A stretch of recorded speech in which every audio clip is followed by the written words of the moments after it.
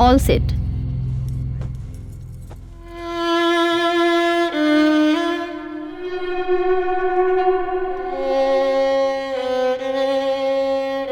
अदालत में आज की कार्रवाई शुरू की जाए। Thank you milord. Your honour, जैसा कि मेरे मुवक्किल प्रभात और उनके परिवार वालों ने इसी अदालत में पिछली दफा बताया था कि मधु जी उनके परिवार के बहू बनने के काबिल ही नहीं है। ये बात उनके परिवार वालों ने भी स्वीकार की है, लेकिन ऑब्जेक्शन मिलॉर्ड। मधु की खामोशी को मेरे काबिल दोस्त ने कैसे कबूलनामा मान लिया? Objection overruled. You sit. You may proceed. Thank you milord. Your honour, case बिल्कुल साफ है। 6 महीने पहले मेरे मुवक्किल प्रभात और मधु जी ने डाइवोर्स फाइल किया था, जो 6 महीने की अवधि आज समाप्त होती है। तो मैं अदालत से दरख्वास्त करना चाहता हूं कि बिना अदालत का वक्त जाया किए मधु जी को ये हुक्म दे कि तलाकनामे पर हस्ताक्षर करें, जिससे हमारी मुवक्किल मनोरमा देवी अपने बेटे की दूसरी शादी कराकर बहु सुख का लाभ उठा सके। योर ऑनर, मैं अपने काबिल दोस्त से एक बात पूछना चाहता हूँ कि जब मधु एक अच्छी बहू के लायक थी ही नहीं, तो इन लोगों ने शादी ही क्यों करवाई? योर ऑनर, मैं अपने काबिल दोस्त को बताना चाहूंगा कि शादी विवाह एक पारिवारिक गाठजोड़ होती है। परिवार के मान मर्यादा को ध्यान में रखते हुए बहुत सारी बातें छुपा ली जाती है। योर ऑनर, इस केस में भी सेम टू सेम ऐसा ही हुआ। पर जब मधु जी शादी करके प्रभात के घर पर आई तो धीरे धीरे उनका रंग खुलता गया और उनका असली चेहरा सामने आया, जिससे पता चला कि वो घर में रहने के लायक ही नहीं है। मिलॉर्ड, मैं अपने काबिल दोस्त से यह भी पूछना चाहता हूँ कि एक लायक बहू का क्या मापदंड होता है? मिलॉर्ड, इस केस में कहीं ऐसी कोई चर्चा नहीं है कि मेरी मुवक्किल मधु को खाना बनाना नहीं आता है, या सास के पैर दबाने नहीं आते हैं, या फिर सब्जी में नमक कम डालती है। Order order. You may proceed. Thank you milord, आप खुद एक महिला है और भली बात जानती हैं कि बहुओं का नमक ही पहला दुश्मन होता है जो घर में अशांति फैलाता है। ये तलाक का एक ही कारण है, ये लोग दहेज के लालची है। साहब, अरे रउआ कितना झूठ बोलत तनी महाराज। कौना चीज का कमी बा हमरा पास? घर दुआर खेत कियारी, अरे 5 लाख का ट्रैक्टर दुआरी पर हुमच के बनने बाड़ी और रउआ कहता नहीं कि ऑर्डर ऑर्डर ऑर्डर। मनोरमा जी, ये कोर्ट है, आपका घर नहीं है। आपको जो भी बातें बोलनी है कटघरे में आके बोलिए। अरे माई, बैठ जाओ। मिलॉर्ड, मैं अपने मुवक्किल मधु जी को कटघरे में बुलाने की इजाजत चाहता हूँ। इजाजत है।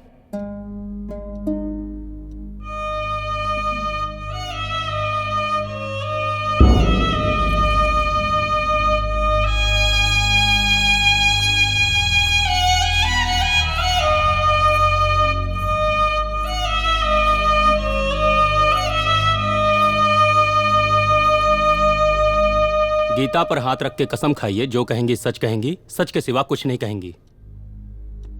मैं कसम खाती हूँ, जो भी कहूंगी सच कहूंगी, सच के सिवा कुछ नहीं कहूंगी। हाँ तो मधु जी, ये अदालत जानना चाहती है कि आपके ससुराल वाले क्या आपको दहेज के लिए प्रताड़ित करते हैं?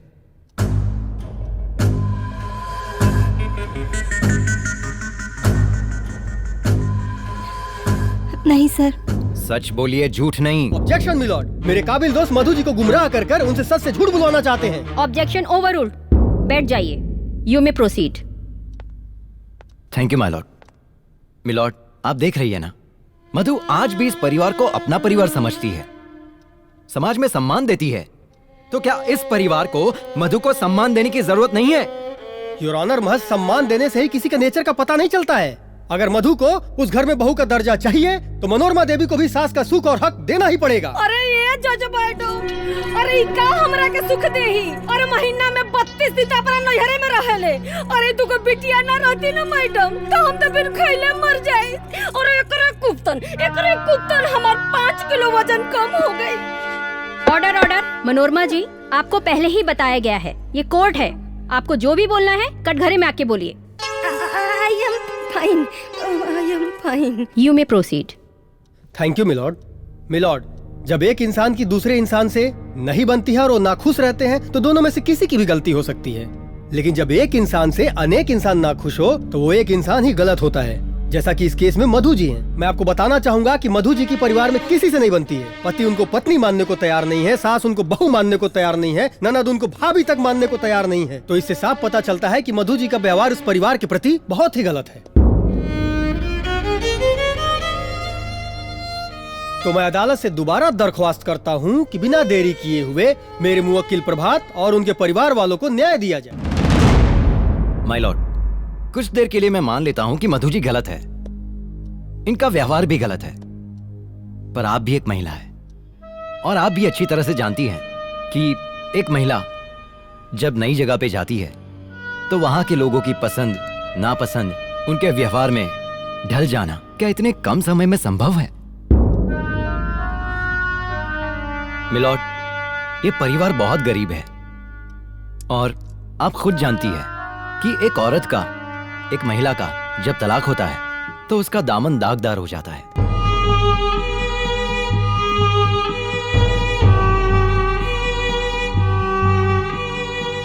ये आप अच्छी तरह से समझती है। क्या मधु को थोड़ा सा और वक्त नहीं मिलना चाहिए?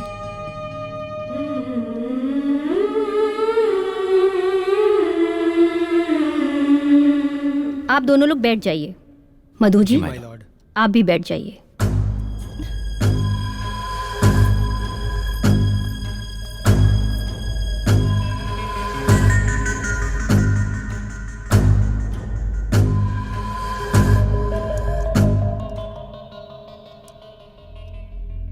अदालत हमेशा सबूतों और गवाहों के आधार पर ही निर्णय लेता है।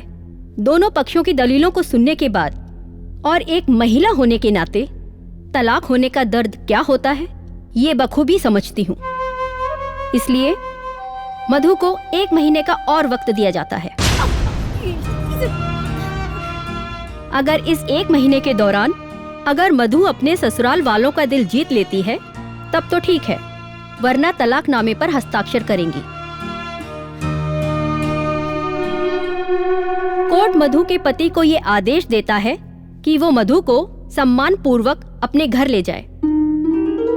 Court is adjourn for today.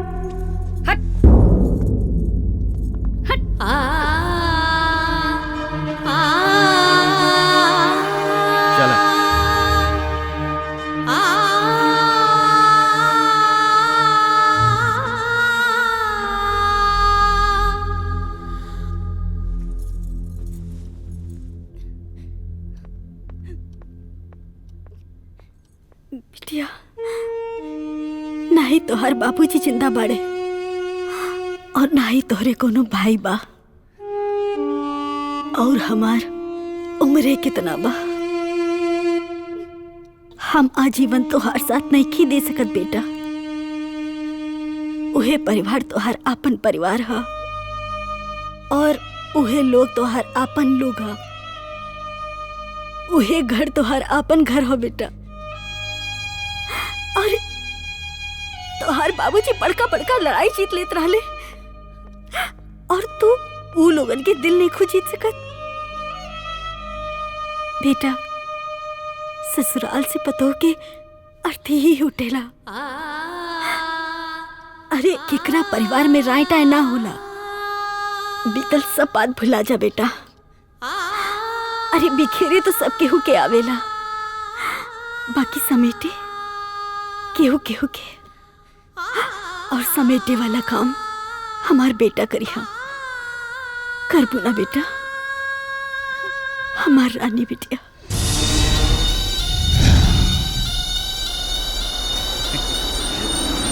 अच्छा माई,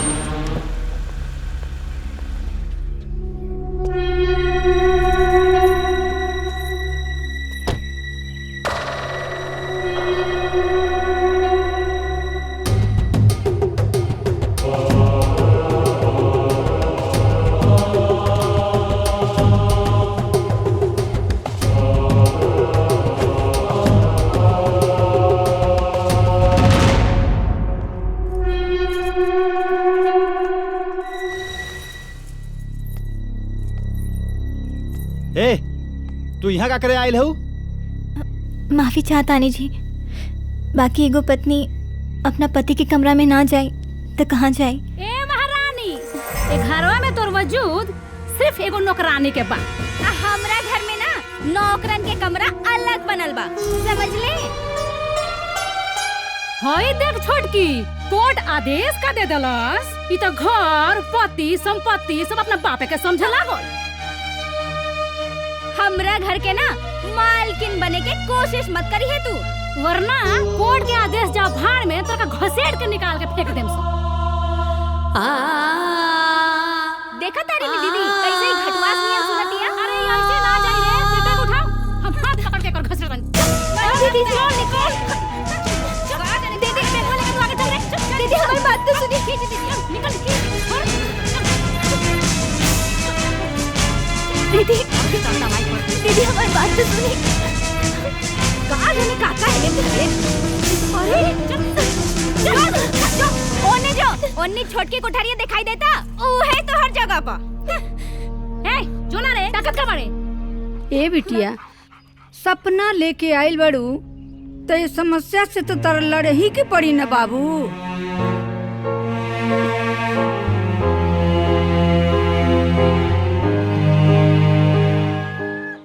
करम दलितर, अरे मुझौसी मार गली का रे। आओ तानी माँ जी। अरे आओ तानी, यही वो करबू।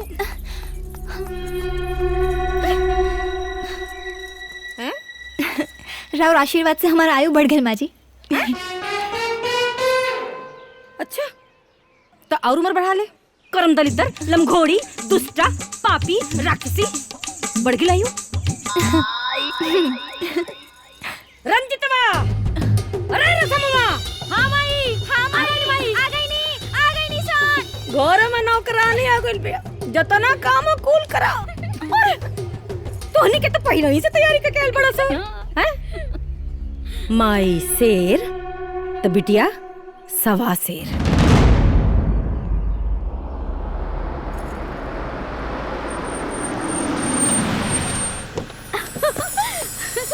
बेबी टिकल आजा आजा।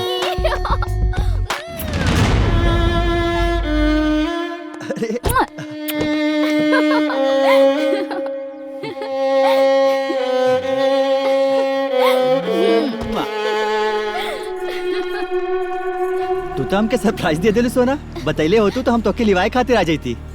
उ कहा ना बेबी, सौतन आ गइल ना, हमरे करेजा पे सांप लोटे लागल। एही से हम सोचनी लुटेरा घर लुटे उससे पहले काहे ना हम अपन प्यार बचा ली। अरे हमारो के वाली नगीना पतो, हमारा अनबान सान, हमारा आँखी का पुतरी, तो के देख के तो हमार करेजा जुड़ा गल बिटिया। हमरो जुड़ा गइल, लेकिन केहू के देख के हमरा करेजा में सन तीर चुभता कि पूछी मत। अरे तीर चुभे चाहे भाला, चाहे केहू मरे या जिए, हमनी को ऐसे का करे के। डार्लिंग तू चिंता मत करो, ए घर के सिंहासन पर खाली तोहरे राजवा। ओ दीदी लव यू। मम्मी हम साइड पे जाके आवतानी। सोना जल्दी आ जाइए। बाय। चतरा तोरा के आराम के बड़ी जरूरत बा। थकल हो। एक मिनट सुना, हमरा पतो खातिर इनकर फेवरेट हलवा बना के लेके आवा जल्दी। चला, कोनो दिक्कत ना भेल रास्ता में? ना ना कुछ दिक्कत ना भाई। अरे एकदम बढ़िया बढ़िया। हे प्रभु, राउर खेती रौरे बचाई, राक्षस के कुल में राक्षसी आई।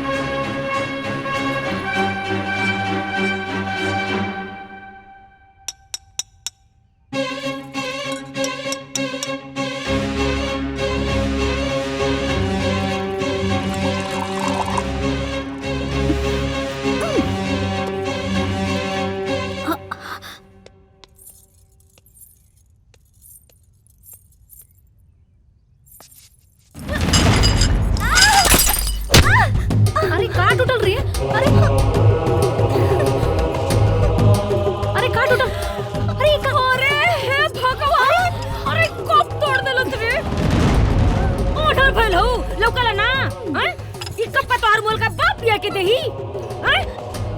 काम के न काज के दुश्मन अनाज के। माँ जी हम माई ई ते घर के नौकरानी बने के लायक भी नहीं की। सपना देखे तारी ये घर के मालकिन बने के। देख तो कितना महंगी कप तोड़ दिला। अरे कपवा का संगे संगे नु एकर कपड़ा फुट गो रहित नु तो टेंशन खत्म हो जाए।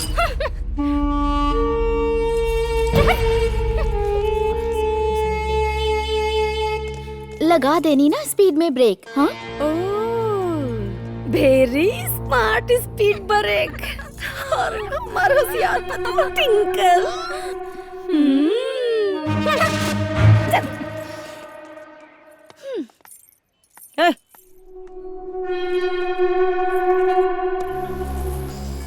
तोहार काम खत्म।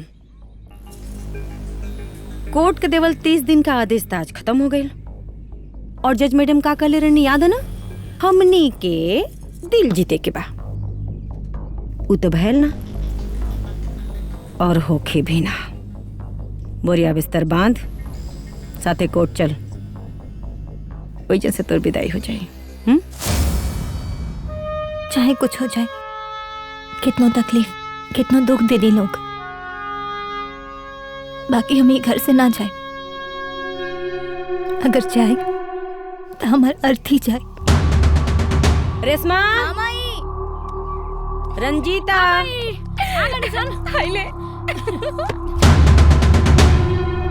एकर अर्थ ही जाए। यहाँ से कोर्ट नहीं के जाए। हाँ ना जीबू ना कोर्ट कोर्ट जाए। कोर्ट जाए। कोर्ट जाए। अरे माई, अरे माई क्या कर रहे हैं? तेरे लोग क्या माई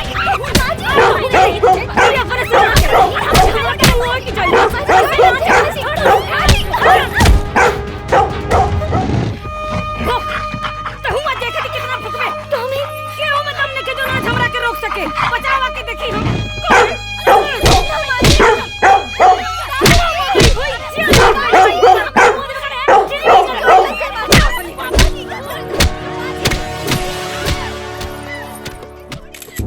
केस नंबर 229/23 हाजिर हों।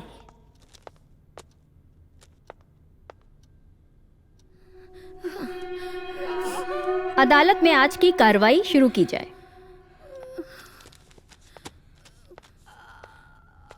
Thank you milord. मिलॉर्ड, सबसे पहले मैं अदालत में कुछ सबूत पेश करना चाहता हूं।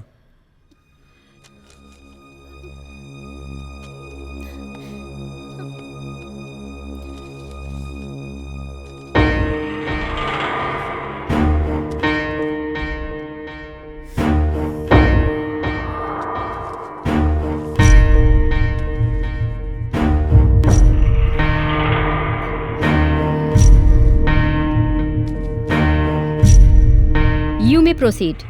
Thank you your honour. अब मैं सबसे पहले इस अदालत के कटघरे में मनोरमा देवी को बुलाने की इजाजत चाहता हूं। इजाजत है।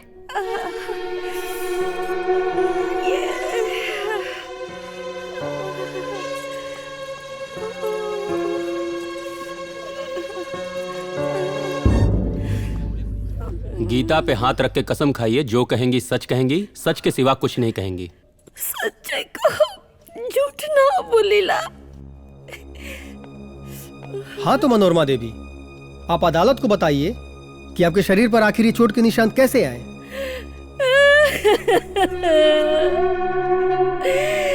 अरे जज मैडम, अरे गतरे गतरे मार के दहिया परलस मैडम जी। अरे पतोहिया के रूपवा में टाइन भेजलू मैडम जी। हम ही के नाही हमरे लड़कियन के मार के कुचले। हाँ मैडम जी, हाय देखिए हमार कपार फोड़ दिलस। हाय देखिए हमार हाथ। ऑर्डर देखिए हमार। You may proceed. Thank you milord. Your honour, Manorama Devi के शरीर पर लगे चोट के निशान इस बात के सबूत हैं कि मधु जी ने अपना बहुधर्म निभाना तो दूर, प्रताड़ना की सारी हदें पार कर दी हैं। ऑब्जेक्शन योर ऑनर, ये सरासर झूठ है। ये चोट के निशान मनोरमा देवी ने स्वयं लगाए हैं ताकि मेरे मुवक्किल मधु पे इल्जाम लगा सके, उन्हें गलत साबित करवा सके। मिलॉर्ड, मैं अपने मुवक्किल मधु को कटघरे में बुलाने की इजाजत चाहता हूँ। इजाजत है। जा बेटा।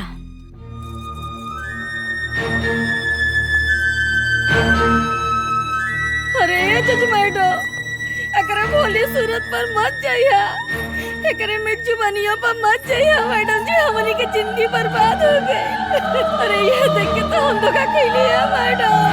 अरे ऑर्डर ऑर्डर।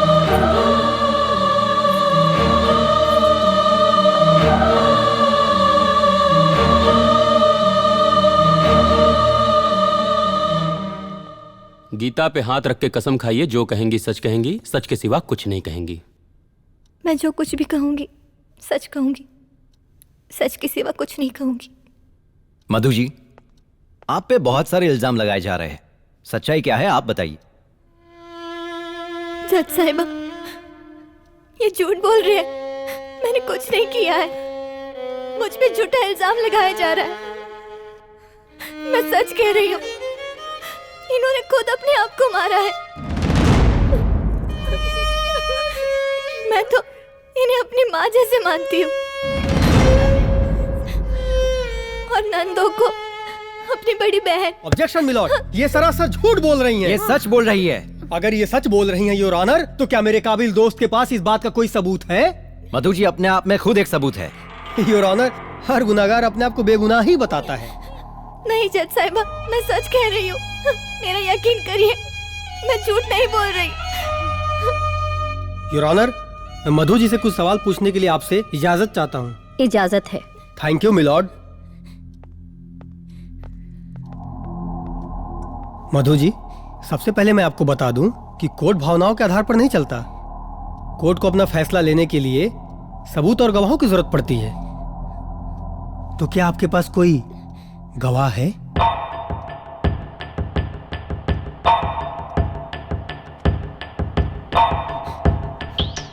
कोई सबूत है?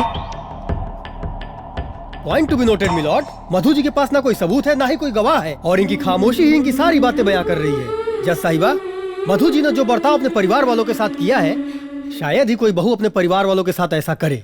ये किसी भी परिवार के काबिल ही नहीं है, ये बहू बनने के ही काबिल नहीं है।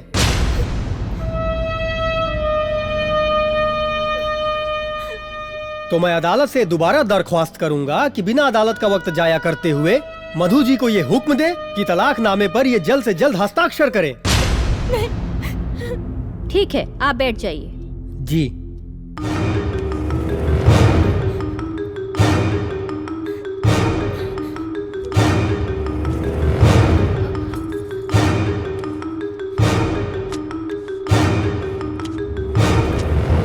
मधु जी ने ना कोर्ट के आदेशों का पालन किया है और ना ही अपने बहुधर्म का पालन किया है। तमाम सबूतों को मद्देनजर रखते हुए अदालत मधु को तलाकनामे पर हस्ताक्षर करने का आदेश देती है।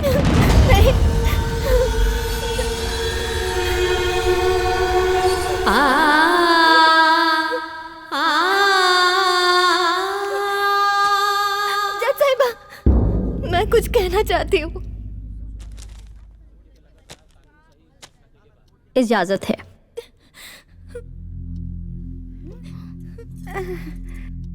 जज साहिबा, मैं एक शादीशुदा भारतीय नारी हूँ। अग्नि को साक्षी मान के मैंने अपने पति के साथ 7 फेरे लिए हैं, 7 वचन दिए हैं, 7 जन्मों तक साथ निभाने की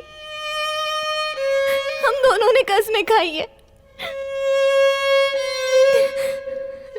लेकिन मेरा साथ तो इसी जन्म छूट रहा है, वो भी इंसानों के बनाए हुए नियम, तलाक से। जज साहिबा, आप भी एक औरत है, एक औरत का दर्द समझ सकती है। एक सुहागन से उसके पति का साथ छूटना मौत की सजा से कम नहीं है।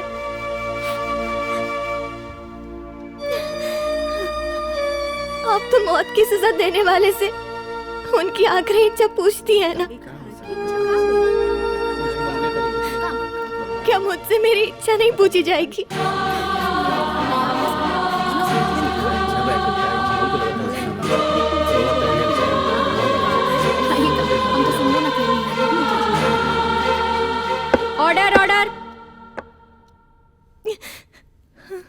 आपकी आखिरी इच्छा क्या है?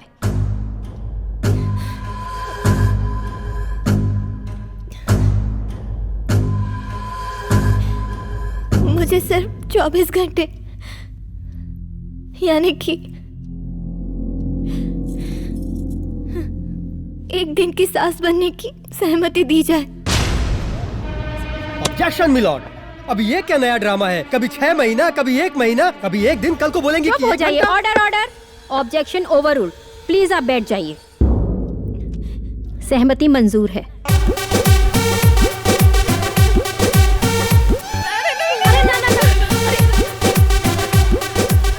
अरे जज मैडम, अभी तो हमनी के जिंदा बनी जा। एक दिन का मौका मिली ना तो मार दे हमनी के। Order order. कोर्ट आपके परिवार की सुरक्षा के लिए पुलिस प्रशासन से पुलिस सुरक्षा मुहैया कराने का आदेश देती है, जो आप दोनों पर नजर रखेगी।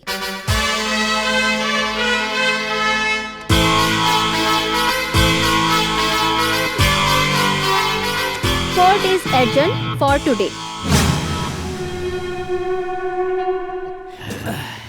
का हो, इत कमाल हो गई है। मेहरारू से पहले हमनी के खाए के मिला था। आज के दिन मौका मिलल में चाप के खा लिया अरे जाए। दमाद जी, ये सब ना एक दिन के सास का कमाल है।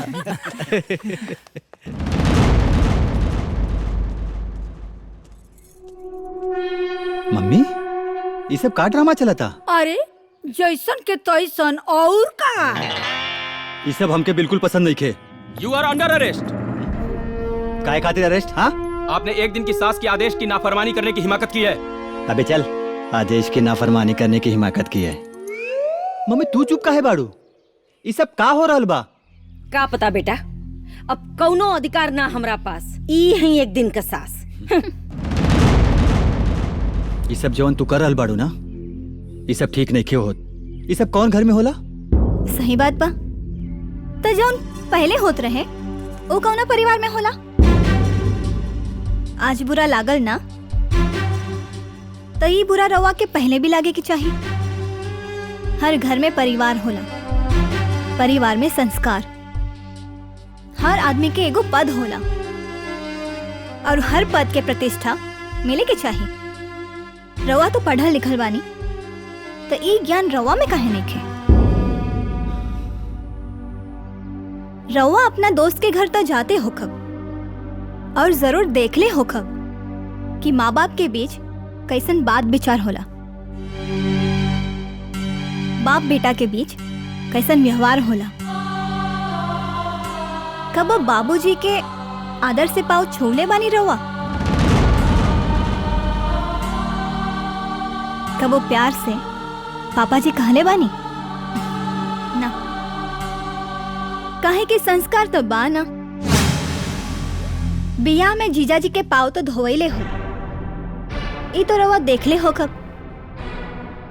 और यहाँ ये लोग के साथ कैसन व्यवहार होला इहो देखतानी। काहे की संस्कार तो बा ना। ई घर में ना बढ़ के इज्जत, ना छोट के प्यार, ना ही शराफत, ना संस्कार। आज एक घर में उहे होई जौन हम चाहे। बात क्लियर? माँ जी, सबसे पहले ससुर जी के खाना परोसी। माय फूड सरमेंट नहीं खी। वहाँ के राउत पति है। दुनिया में हर पत्नी अपना पति के खाना परोसी नहीं तो उसका नौकरानी होली। माई परोस दे, एक ही दिन चलते चलाई। काल से तो हमने अगर रात चले जो।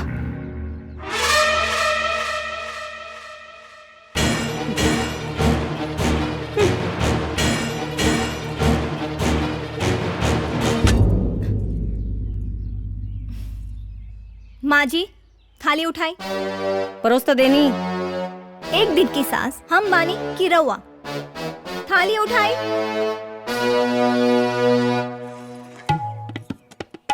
प्यार से रखी। वहाँ की राउत पति है और पति परमेश्वर होला। प्यार से रखी। चली।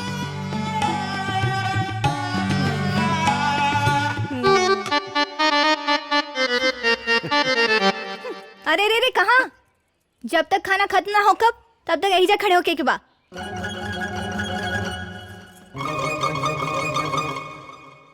ए जी सुनी, 1 मिनट। कहल जाला कि दादी के प्राण पोता में बसेला, तो फिर पोता के भी तो कौनो फर्ज होला ना। आज दादी के खाना रवा परोसे।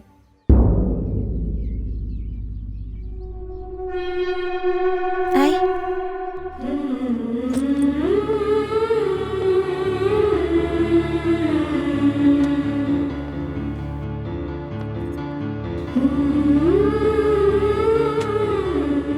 एगो बात बताई, रवा कभी दादी के साथ बैठ के 2 बात प्यार से बतियौले बानी?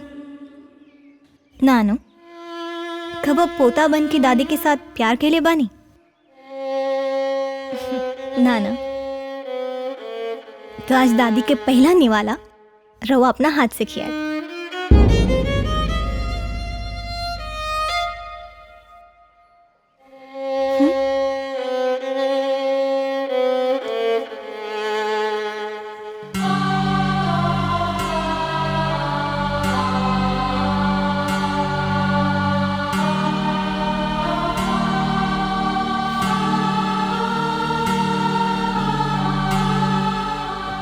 रवा के भी अपन अपन ड्यूटी समझाए के पड़ी ना ना। एक दिन के सरकार में चमचा ठूस ले, काल से तब पिटाही के बा।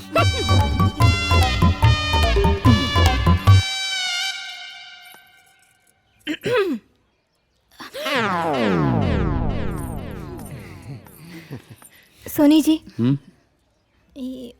अब का तो हूँ कि अपने हाथ से खियावे के पड़ी? ना जी, भले ही रिश्ता नाम के बा,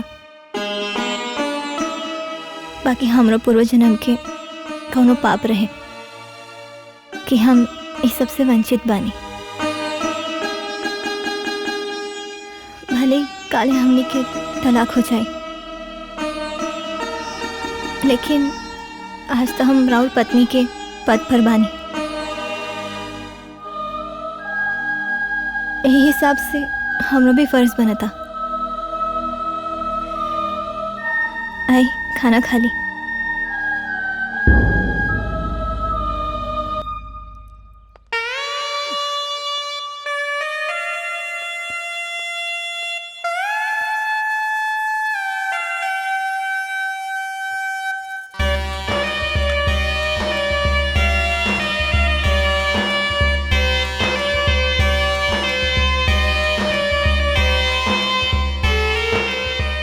रवा सब लोग खाना शुरू करें।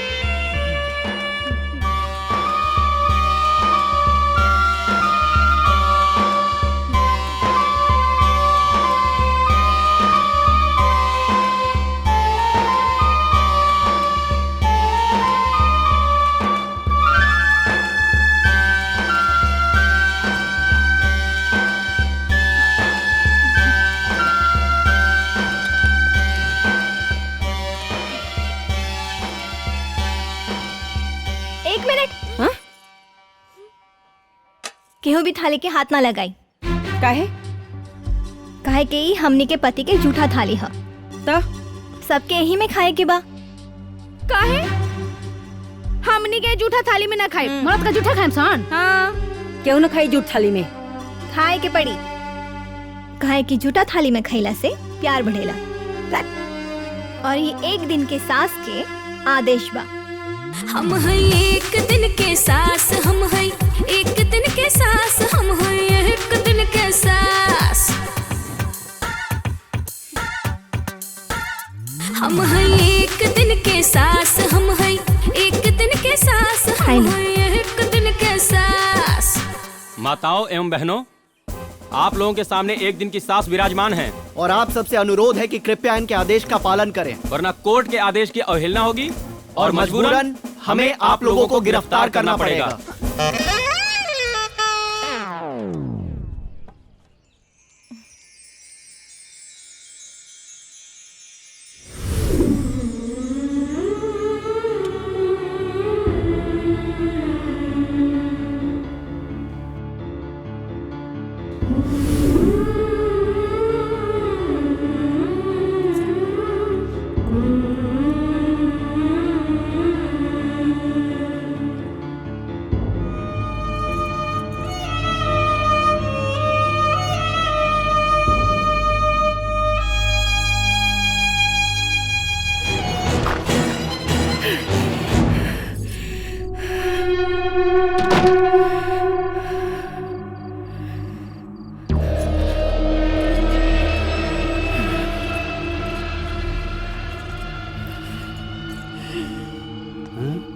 अरे आ गई लू।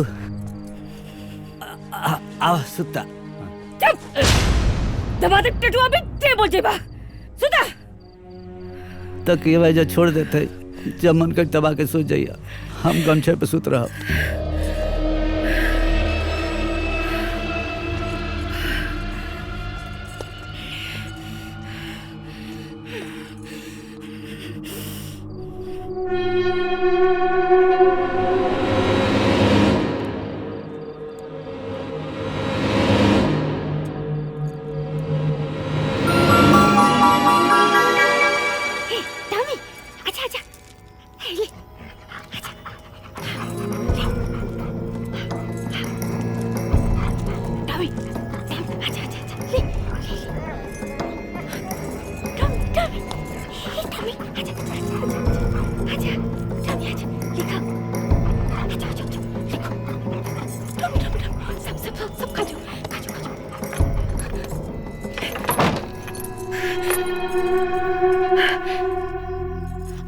अपना कमरा में आराम फरमाओ। एक दिन का सास देखता नहीं तोरा के बचावा था।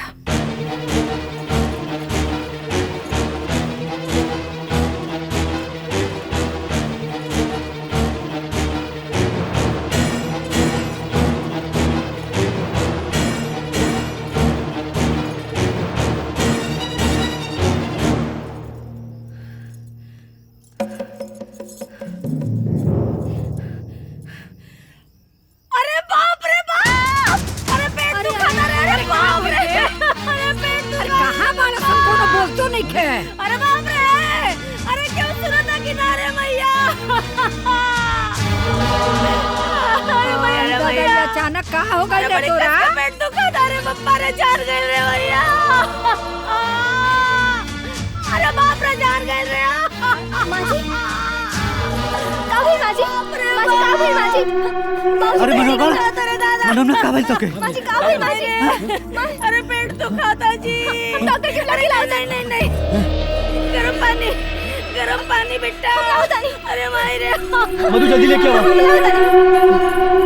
माई घबरो जी, ठीक हो जाइबे। मधु जल्दी पानी लेके आओ।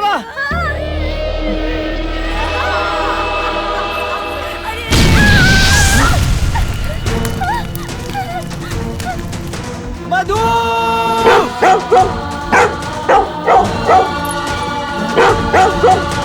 अरे मधु आग लग गई। जल्दी जा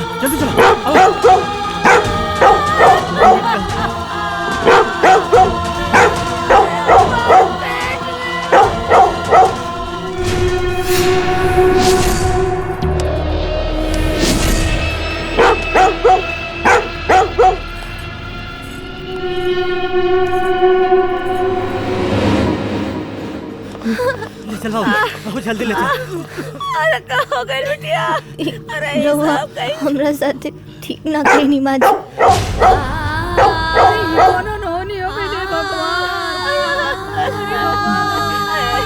रक्षा करिए चलो जल्दी जल्दी चलो। अरे नहीं